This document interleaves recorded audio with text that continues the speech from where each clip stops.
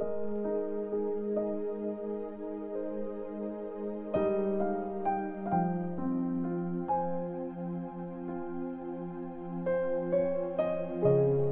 chapter 13. Hinugasan ni Jesus ang paa ng mga disciples. Isang araw na lang bago ang piyesta ng Passover. Alam na ni Jesus na oras na para umalis siya sa mundong ito at bumalik sa Ama. Minahal niya ang mga taong sumusunod sa kanya sa mundong ito at minahal niya sila hanggang huli.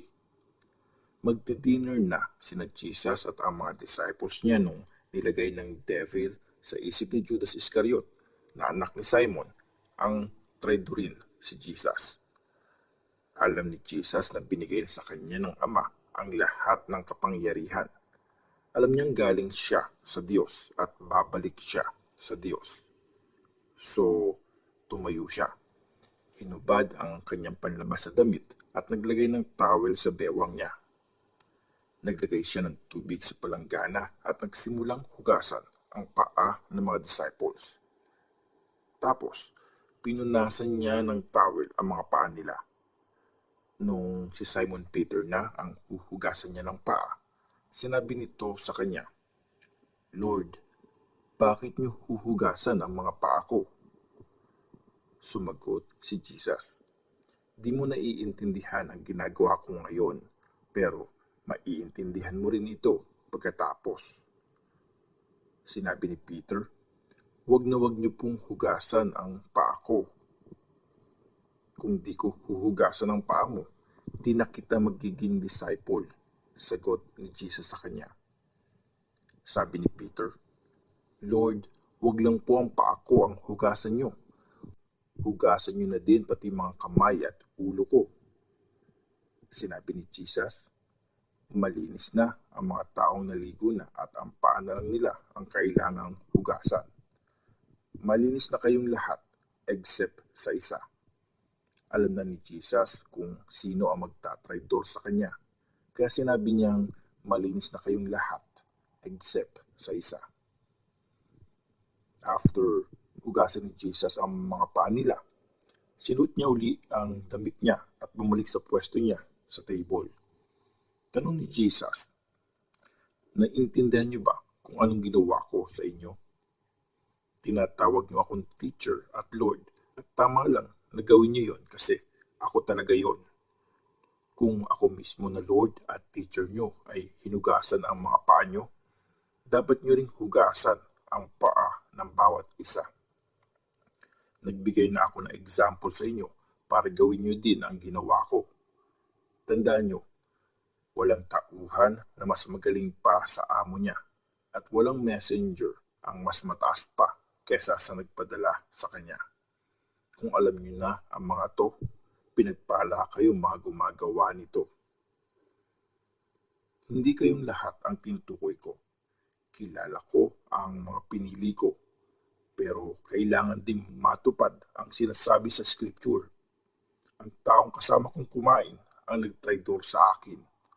Sinasabi ko to ngayon bago pa mangyari para pag nangyari na to, maniniwala kayo na ako ay ako nga. Tandaan niyo to, ang nagwe-welcome sa mga pinadala ko ay tumatanggap sa akin at ang nagwe-welcome sa akin ay tumatanggap sa nagpadala sa akin." Sinabi ni Jesus na may magtatraidor sa kanya. After niyang sabihin to, sobrang nabagabag si Jesus. Sabi niya, "Tandaan niyo, isa sa inyo ang magtatraidor sa akin." Nagtinginan ang mga disciples kasi hindi nila alam kung sino yung tinutukoy ni Jesus. Nakaupo sa tabi ni Jesus ang isa sa mga disciples niya, yung minamahal niyang disciple. Sumenya si Simon Peter sa disciple na yon at sinabi, "Tanungin mo siya kung sino yung sinasabi niya." Kaya lumapit ang disciple kay Jesus at nagtanong, "Lord, sino po yun?" Sumagot si Jesus, "Yung bibigyan ko ng piraso ng tinapay na sinawsaw ko sa sauce, siya yun." So, Kumuha siya ng kapirasong tinapay. Sinawsaw ito sa sauce at binigay kay Judas na anak ni Simon Iscariot. Pagkakuha ni Judas sa tinapay, pumasok si Satan sa kanya. Sinabi ni Jesus, "Bilisan mo, gawin mo na ang dapat mong gawin." Walang nakaintindi kung bakit sinabi ito ni Jesus sa kanya. Si Judas kasi ang in charge sa pera nila, kaya akala nila inutusan niya si Judas na bumili ng kailangan nila para sa piyesta o para magbigay sa mga mahihirap. Tinanggap ni Judas ang tinapay at lumabas siya agad. Gabi na nun. Ang bagong utos. Pagkaalis ni Judas, sinabi ni Jesus, "Ngayon, makikita na ang kadakilaan ng Son of Man at makikita sa kanya ang kadakilaan ng Diyos. At pag nakita na sa kanya ang kadakilaan ng Diyos, dadakilain din siya ng Diyos at gagawin niya agad ito. Mga anak, konting panahon yun na lang ako makakasama. Hahanapin niyo ako. Pero sinasabi ko ngayon ang sinabi ko sa mga Jewish leaders. Di kayo makakapunta sa pupuntahan ko. May bagong utos ako sa inyo. Mahalin niyo ang bawat isa.